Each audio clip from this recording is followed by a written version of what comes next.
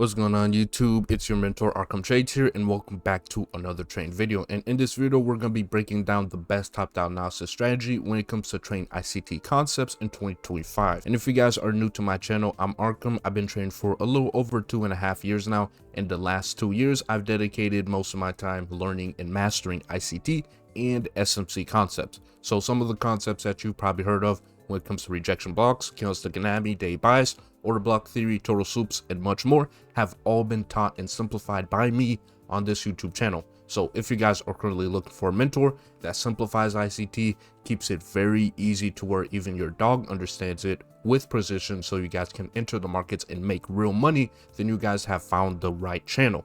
So make sure you guys leave a like and subscribe if you're new. Even though I've had success over the last couple years trading ICT concepts, my students are my greatest success story, right? And during the entire year of 2025, I will be live trading and educating every single student to helping them get their first payout and make the first $10,000 trading. So if you guys like my channel, enjoy the content that I create, and find value from these videos, you guys want one-on-one personalized coaching by me and my brother Spec Trades to help you become consistent in the next 6 to 12 months. So make sure you guys click that first in the description and book a call to join the Spark Trading University, and let's see how we can help you. As we are going to be breaking down this exact trade that we called live with our trading students. So as you can see here, we took the short here on the S&P 500, called out in front of over 100 students alive. We're going to be breaking down the exact daily bias I was looking for, going from the higher time frames to lower time frames. On the higher time frames, we're going to be identifying our overall structure, trend, as well as any support and resistance levels. And then once we get down to lower time frames, I'm going to show you guys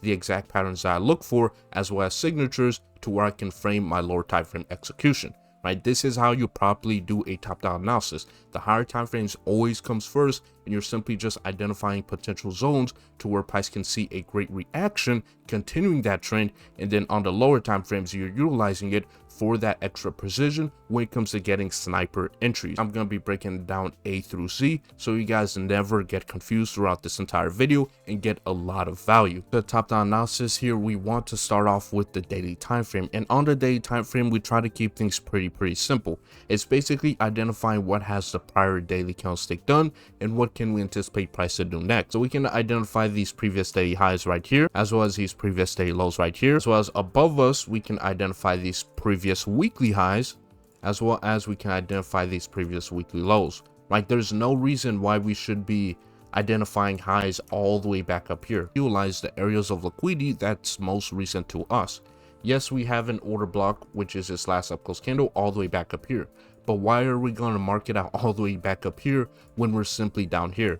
Right? There's no reason why, I see some traders, identify areas all the way back up here when you should be focusing on most recent points of liquidity and any levels of support and resistance. So at the moment, we can see that price has came lower to come down into, right? We took out this original low, as well as we did fill in this gap right here. So we can identify this gap right there.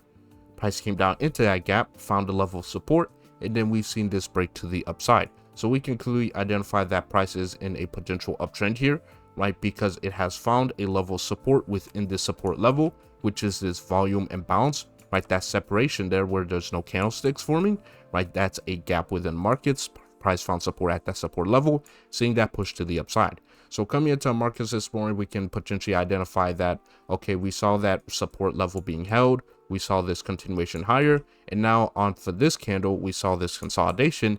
Maybe we could see a continuation reaching back above this previous weekly high. So that's my main emphasis that I'm looking for on the daily time frame. But the goal of the daily time frame is not to predict the markets, but it's simply just to identify areas of any liquidity or support and resistance. That's really just about it. Now we're going to go down to 4-hour time frames, and we're going to look at the 4-hour structure and any potential inefficiencies or support and resistance levels that we can come into. Look at the 4-hour time frames here, and exactly what I mentioned here, the market opened up on that Sunday with a massive gap to the upside. If you guys didn't know, there was some fundamentals that came out on this day where the United States and China did come to a peace deal agreement.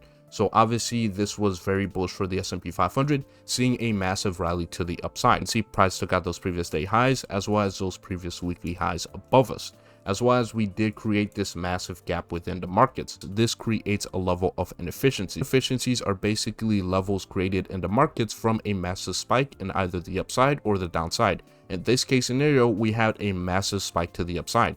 So price created this inefficiency. Usually when it comes to inefficiencies, this means that this is a level that's unbalanced. So usually price would tend to come down into these inefficiencies to rebalance them before potentially continuing. So this would be a level that we can mark out called our draw on liquidity. Basically, draw on liquidity simply just means any levels of inefficiencies or liquidities that price can come into.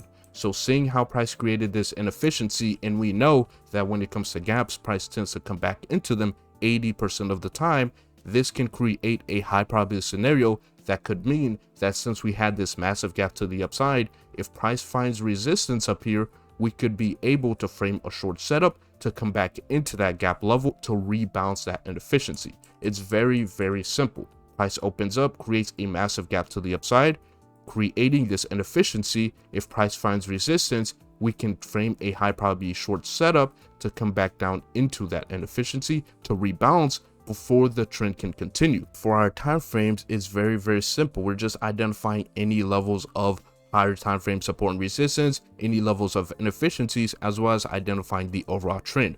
We have to remember the market is a series of expansions and corrections. We've already had an expansion to the upside, so it would not make sense for us to long all the way up here, right? Because the move has already happened. This is a level that's way too high up. Instead, it would be smarter if we would catch a correction move where price finds resistance up here to see a pullback, right? I'm not saying that the market is going to completely reverse here, but I am saying that we can catch a pullback move from these high points. It wouldn't make sense to long all the way up here, but instead we can catch a quick scalp move, seeing a pullback before price continues. Identify other areas of liquidity here. We had these original highs here. Price comes higher and also takes those out. So in this scenario, I try to keep things very, very simple. We left an inefficiency. We've taken out multiple points of liquidity above us. Most likely in this situation, I'm not going to be anticipating higher prices because price is already at a level that is significantly higher. If I were to long up here, I simply just be chasing the markets. Instead, I'd want to go down to the lower time frames, see if we can get some type of lower time frame signatures to indicate that price is overbought and we can frame a short setup for that correction. So I'm going to go down to 1 hour time frames to get more information. The 1 hour time frames here just before 9:30 opens up, right, which is the stock market exchange open for the S&P 500, where we do anticipate an influx of volatility to kick in. I can identify some other areas of liquidity and support and resistance levels. We can see here from 3 a.m. we did create this fair value gap right here. So price created this bullish fair value gap as another area of inefficiency, right? We had a massive spike to the upside. Price creates this gap level. Most likely price is going to want to come back into this gap level. And when it comes to these larger fair value gaps, this is referred to as a BISI, a buy side imbalance, sell side inefficiency. And when it comes to these larger fair value gaps, we want to split them up into quadrants.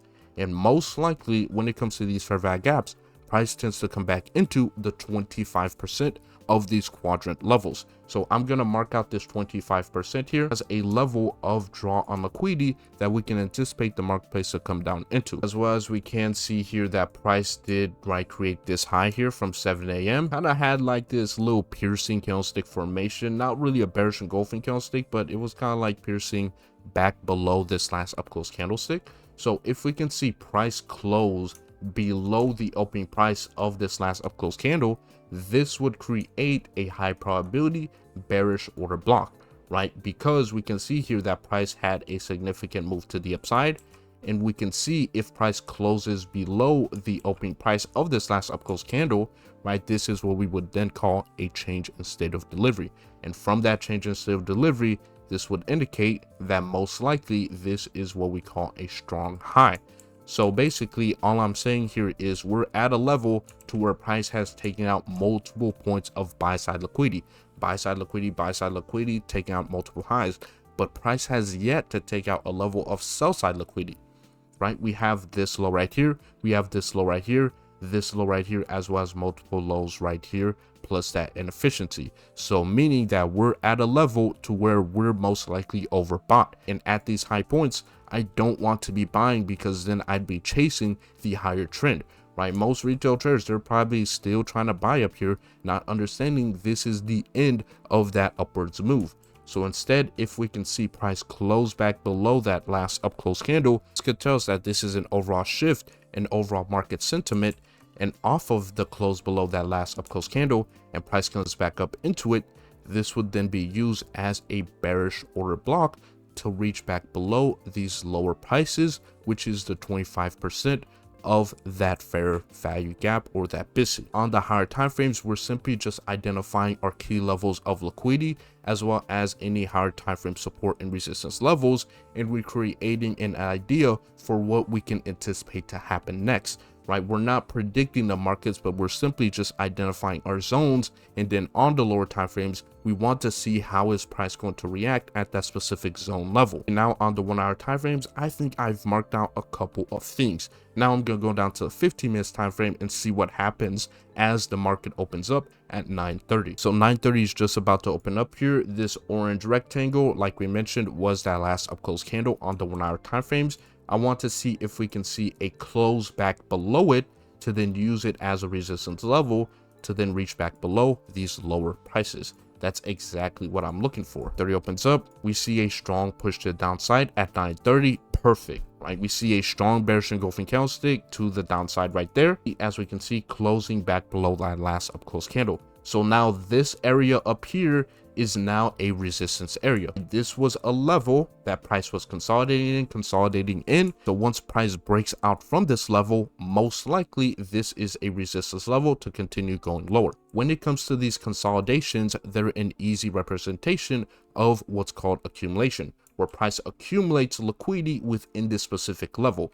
And once price breaks out of this level, price will retest it to then continue that overall trend. Meaning that when we got this consolidation, and let's say if price broke out higher, most likely price would come back down here to then continue going higher. But in this case, since we had this consolidation, price broke out lower, then we can retest this level to continue going lower. So this is why it's very important when we have a consolidation, you always want to wait for that breakout. 9:45 opens up and we create this fair value gap right here. So on the 15 minutes time frame, we can identify this 15-minute inefficiency is this bearish fair value gap. Bearish fair value gap right here outlined in blue. So I basically anticipate price to come back into this bearish 15-minute fair value gap to find a setup to reaching back below these lower prices. My entry within the opening of this fair value gap, stop loss just back above this high point, putting my take profit just back below this original low right here, keeping things pretty simple. We had that overall expansion to the upside, price came within this consolidation, then we saw this break of structure, right? This would identify as our market structure shift. So at these high points, it would not make sense for us to continue buying because price is at a level to where it's overextended. Instead, it'd be a higher probability to catch a correction move. So once we got this break in the opposing direction, right, with a strong bearish engulfing candlestick breaking back below this level, this indicates that the overall structure is shifting from higher to now lower prices. So once the market was going higher, it was taking out these original highs as buy side liquidity, and once we got that structural shift, price is now going to target these original lows as sell side liquidity, keeping things very simple. And once we got this break of structure, price created that fair value gap right there on the 15 minutes, which we're simply just anticipating price to come back up into to reaching back below these original lower prices.